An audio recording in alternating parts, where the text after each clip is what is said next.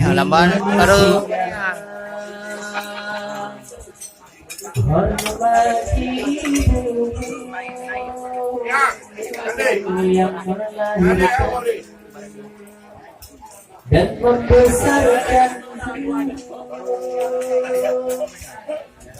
darah dagingmu dari air susunya, jiwamu dari kasih sayangnya.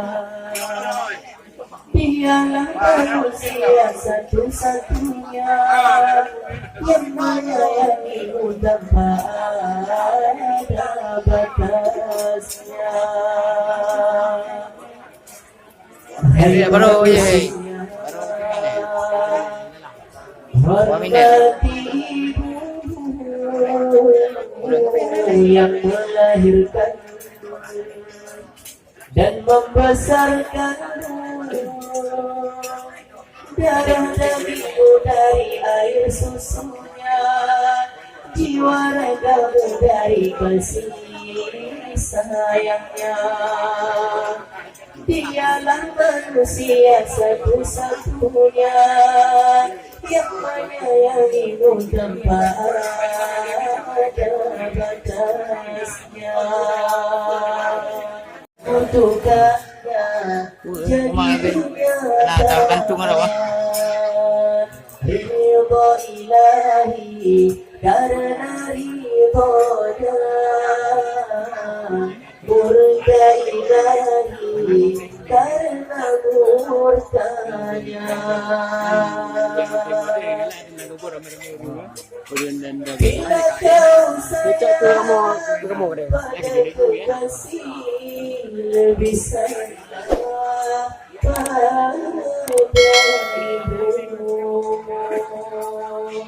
Bila kau patuh pada rajamu, lebih patuhlah pada ibumu. Bukannya hutan tempat kau berhujan, bukan pula duduk tempat kau menimba, bukan kuburan tempat tiada kerabat yang ampuni dunia selain dari ibu jua. Hai manusia, hormati ibu yang melahirkan dan membesarkanmu.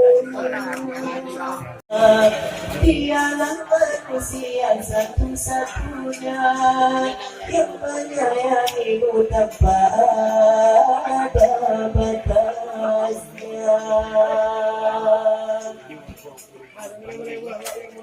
Bila kau sayang pada kekasih, lebih sayanglah pada ibu.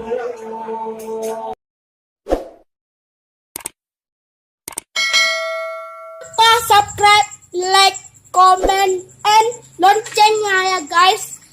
Dan subscribe-nya jangan lupa ke channel YouTube-nya Awi Barli. Oke.